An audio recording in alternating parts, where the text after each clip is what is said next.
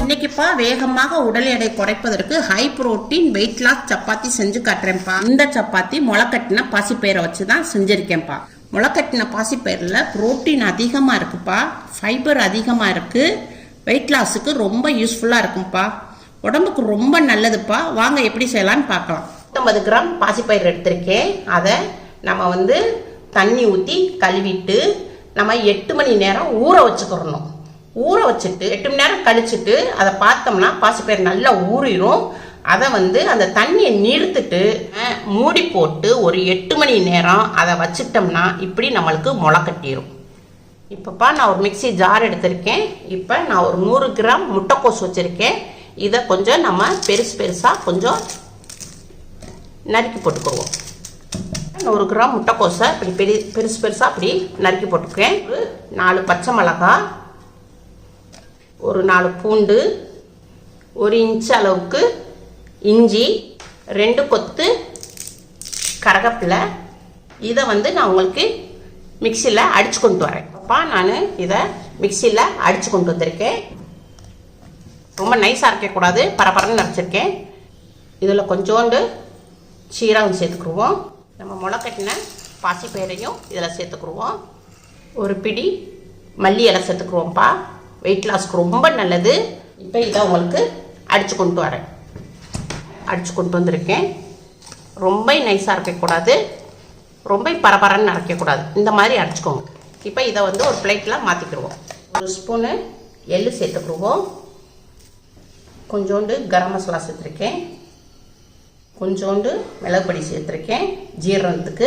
நம்ம முளைக்கட்டின பயிரில் இந்த கப்பில் தான் நம்ம அதை அளவு எடுத்துருந்தோம். அதே அளவுக்கு நம்ம கோதுமை மாவு எடுத்துருக்கோம். இப்போ இதையும் நம்ம இதில் போட்டுக்குவோம். உங்கள் வீட்டில் ஆளுக்கு தகுந்த மாதிரி நீங்கள் அளவு எடுத்துக்கோங்க. இது நான் ஒரு 4 பேர் சாப்பிட்லாம், அந்த அளவுக்கு நான் எடுத்துருக்கேன். இப்போப்பா தேவையான அளவுக்கு பிங்க் சால்ட்டு போடுறேன். வெயிட் லாஸ்க்கு ரொம்ப நல்லது. முளைக்கட்டின பயிர்லையும் கொத்தமல்லி இலை போட்டிருக்கோம் இல்லையா, அதுலேயும் தண்ணி இருந்தனால நம்ம தண்ணியை ஊற்றக்கூடாது. தண்ணி ஊற்றாமல் நம்ம கோதுமை மாவு போட்டிருக்கோம் இல்லையா, அதுலேயே நம்ம பிசையணும். நான் தண்ணி ஒரு பிட்டு விடலை. நம்ம மிக்சியில் அடித்து அந்த பாசிப்பயிரை அடிச்சிருந்தோம் இல்லையா, அதே இதுலேயே நான் மாவு போட்டு பிசைஞ்சிருக்கேன். அப்படி இருந்து கொஞ்சம் தண்ணி பசையாக தான் இருக்குது. அதனால் கொஞ்சம் நான் மாவை ஆட் பண்ணிக்கிறேன். நம்ம சப்பாத்திக்கு பிணைவோம் இல்லையா, அதே மாதிரி நம்ம பிசைஞ்சுக்கிறோம். இப்போ இதை பிசைஞ்சதை ஒரு பவுலில் வச்சு ஒரு 15 நிமிஷத்துக்கு நம்ம மாவை ரெஸ்ட்டில் விட்டுருவோம். இப்போப்பா மாவை நம்ம 15 நிமிஷத்துக்கு ரெஸ்ட்டில் வச்சுருந்தோம். இப்போ நம்ம ஓப்பன் பண்ணி பார்ப்போம். மாவு நல்லா சாஃப்டாக இருக்குது. இப்போ இதை இதை கொஞ்சம் நம்ம பிசைஞ்சுக்கிறோம். மாவை நல்லா பிசைஞ்சாச்சுப்பா. இப்போ நான் உங்களுக்கு உருண்டை போடுறேன். இப்போ இதை நம்ம உருண்டை போட்டுக்கிறோம். இப்போப்பா உருண்டை போட்டிருக்கேன், உங்களுக்கு பெல்ட் காட்டுறேன். நம்ம சப்பாத்தி சுடுறதுக்கு முன்னாடி நம்ம சப்பாத்திக்கு தொட்டு சாப்பிட்ற மாதிரி ஒரு சைடிஷ் பார்த்திடுவோம்.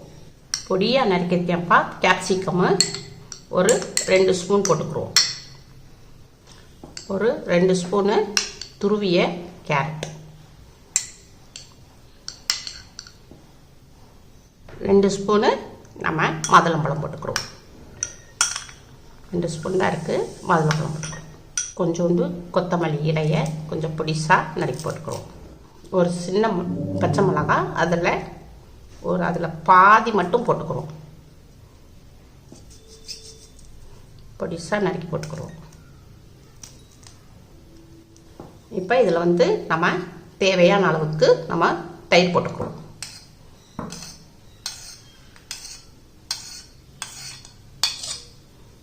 கொஞ்சோண்டு தேவையான அளவுக்கு உப்பு போட்டுக்கிறோம். மிளகுத்தூள் போட்டுக்கிறோம் கொஞ்சோண்டு லைட்டாக. இதை எல்லாத்தையும் நம்ம மிக்ஸ் பண்ணிக்கிறோம். எல்லாத்தையும் மிக்ஸ் பண்ணியாச்சுப்பா. இப்போ இதை நம்ம சப்பாத்திக்கு தொட்டு சாப்பிட ரொம்ப டேஸ்ட்டாக இருக்கும். இப்போப்பா நம்ம கொஞ்சம் கோதுமை மாவு போட்டுக்கிறோம். இப்போ நம்ம சப்பாத்தி மாவில் நம்ம உருண்டை போட்டிருக்கோம் இல்லையா, அதை தூக்கி இதில் அமுக்கிச்சிடும். முன்னையும் பின்னையும் இப்படி மாவு தடவிக்கணும். இதை வெளிக்கிறோம். சப்பாத்திக்கு எப்படி வெடிக்கிறோமோ அதே மாதிரி தான் வெடிக்கணும். மாவு பத்தலைன்னா லைட்டாக போட்டுக்குவோம்.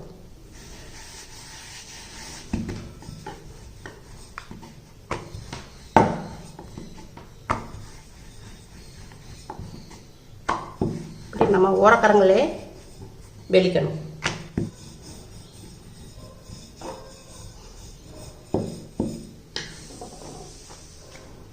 இப்போ உங்களுக்கு சப்பாத்தி கல்லில் போட்டு காமிக்கிறேன். இப்போ சட்டி நல்லா சூடாயிடுச்சு. வெளிச்சு வச்சுருந்த சப்பாத்தியை இதில் போடும். கேஸ் வந்து ஃபுல்லில் தான் வைக்கணும், ஸ்லோவில் இருக்கக்கூடாது, ஃபுல் ஃப்ளேமில் தான் இருக்கணும். ஒரு 2 நிமிஷம் வேகட்டும். இப்போ லைட்டாக பபிள்ஸ் விட்டுருக்குப்பா. இப்போ இதை வந்து நம்ம திருப்பி போட்டுக்குவோம். ஒரு சுத்தமான டவலை வச்சு நம்ம இதை ஓரங்களை அமுக்கி விட்டோம்னா சீக்கிரமாக வந்துடும்.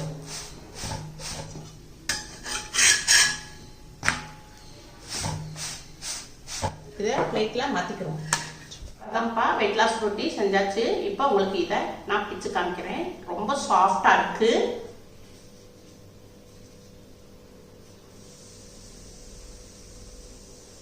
இந்ததோட தொட்டு சாப்பிடுங்க, ரொம்ப டேஸ்டாக இருக்கு. நான் சாப்பிட்டு காமிக்கிறேன்ப்பா. ரொம்ப டேஸ்டாக இருக்குப்பா. சப்பாத்தி ரொம்ப சாஃப்டாக இருக்கு.